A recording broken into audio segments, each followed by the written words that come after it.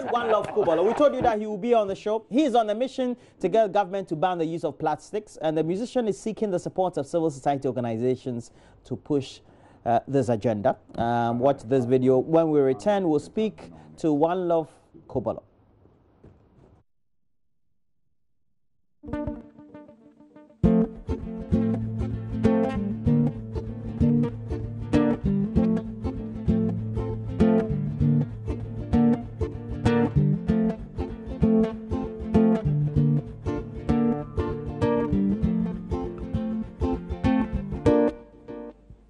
Refuse, reuse, recycle. Try and ride your bicycle.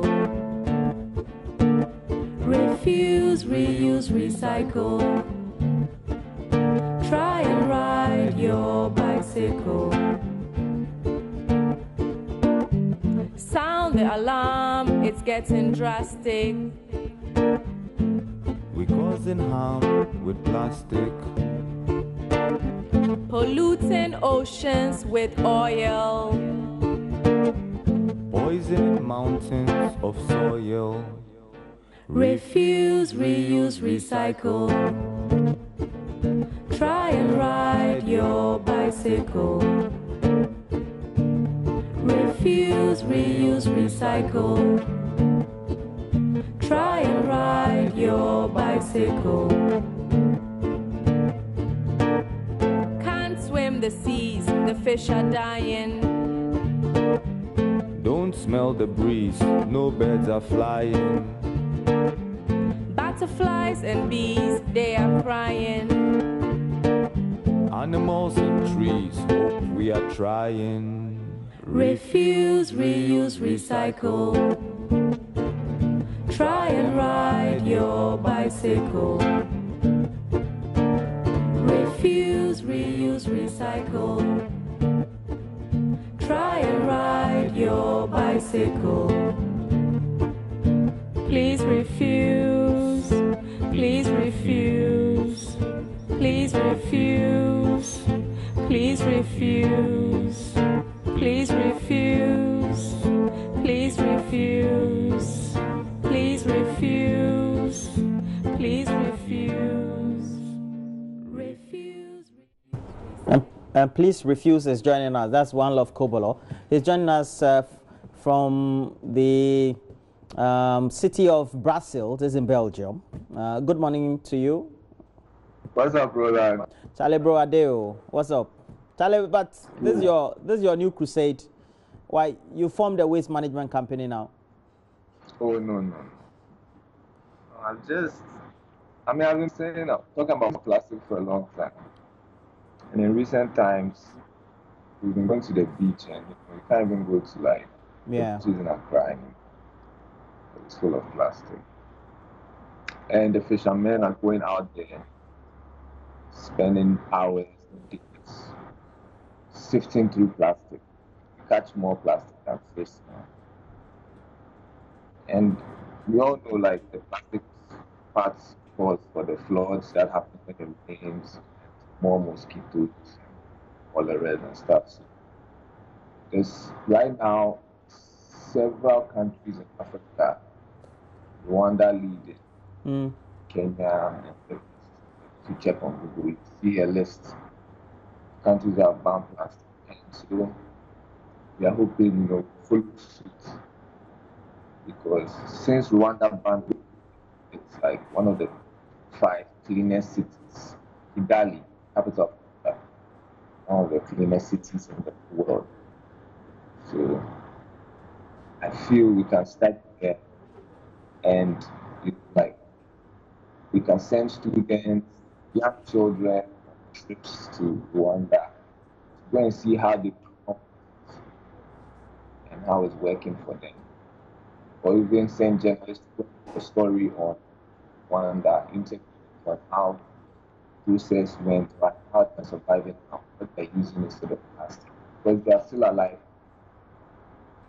And we feel like without plastic, we die. But because in the morning, you can buy food and you have 4 plastic bags, one for the food, one for the grocery, and one black one to go. and one thank you rubber package everything. That's 4 rubbers times 50 people buying at one junction. Yeah. We multiply that. All that rubber is going to the ocean because we don't have a lot of complex recycling and so. So yeah. But are there countries that we can learn some of the best practices from? I mean, you do a lot of travel, and you just mentioned Kenya, Rwanda, and the rest. What do those countries do well? Not necessarily in Africa, but also perhaps elsewhere in Europe, Asia, etc., that we can learn from, either with attitudes or things. I'll start with one because we have to. It's better to see example of people that look like us. Yeah. Because when we see Europeans do something, we say that oh, one with their own place from or something. Yeah. Like they do things we can't do, but that's also fantasy. But for the sake of that, you wonder if you are crossing the border by pass or entering the country by plane. As soon as you read the border, you search your bags, take all the plastic you have on you, all the single-use plastic, rubber bags, packagings, and so. You take it away from.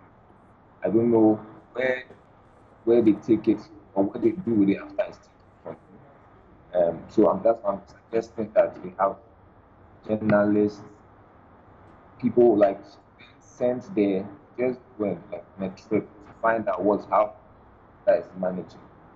In countries, I'll take Romania for example. They put a tax on plastic bags. So you can't just go buy something with that rubber. You have to pay for the rubber. Yeah. Because you pay for the rubber, you think about how you put it out.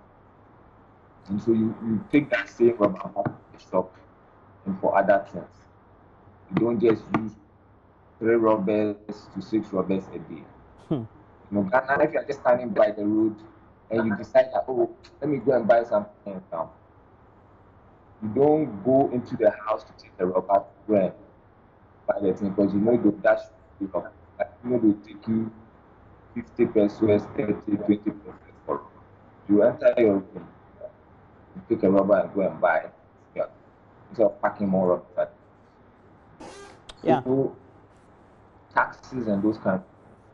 Right. Now, so it means that we also need to have that change of mind, that behavioral change as a people to embrace this. Does that also dovetail into all this idea you're having, especially with this hashtag, refuse, reuse, recycle? Yeah, I mean, there's several groups in Ghana now advocating single-use plastic banning, banning in totality. Hipsters of Nature. There's another group called Punch Plastic or Plastic Punch. I forget how they changed their name. Environment 360. Right. A lot of groups trying to find new ways to use plastic existing and ban incoming plastic. And it goes beyond that. People that have also big, the gas call it bin. Oh yeah, the when at Cantamount of the fields, we have so many small pieces of material and goods that they don't sell. They just throw it away in the gutters, dump it in some places, and it ends up in the ocean. That makes the fishermen's nets very heavy. Sometimes it catches their nets in the water. They can't put their nets out again. They have to go and make food because their net will cheap, maybe complete. And so in the ocean, right now, if you go just behind the colonial castle, right. Okay. And we have to let you go though. But are you doing this in isolation, or perhaps maybe you're partnering some government institution, or you're just doing this as a national crusade? We are just raising more and more awareness about it. I was recently trying to have some meetings at the EPA, but Charlie, you know, people are people. People are like the people I was trying to meet had some domestic things going on and so forth, and I wasn't in town for enough time because I'm currently here. I'm releasing a film at the Busa in Brussels. So I'll be back and I'll come and try and have some meetings with the government basically. Okay, thank you very much. We have the artists online, and together with this management team, they are starting this whole initiative, Refuse, Reuse, Recycle. It's about making sure that as a people we embrace all this whole initiative and idea not to pollute the environment with plastics. It also means that when you use any byproduct of plastics or polythene, you don't dump it back into the environment. You tend to recycle and do proper disposal of plastic waste to make sure that we rid the environment of plastic. We hope that this initiative also will catch on with all of us and also will help improve the state of the environment. I have a couple of your messages. Let me just read this. This one is from somebody who is giving us a message from, it says, graduates in the Navrongo municipality are finding it difficult logging on to the NAPCO website to submit their applications, and that's from Joshua from Navrongo. And then we have a couple of them. It says, MPP is the most disappointing part in government. Why should government make promises and is busy looking for excuses? So many empty promises. Another way to confuse innocent or vulnerable youth is to canvass for votes coming 2020, but God will surely expose, and that's from Campson. And this one said, please, the president should take the Bolga-Boku Road very seriously because this project is not going to favor only NDC members. And that's from Sally. Now, I have this one from Nanai Siedu. It says, Honorable Isa, please, I want to know why the government wants to use hungry, weak, and unemployed graduates to build Ghana with little to feed or empty stomachs. Meanwhile, a monthly salary of one minister can pay about 10 graduates in the same month and the same time. Mr. President should reduce his minister salaries to pay the graduates. After all, we're all building Ghana. And that's from Nana Isiedu. Well, a couple more of your messages, but let's move on. We have to take a break. When we come back, we'll have more conversation. We're talking about a number of issues. Do stay on. We'll be right back.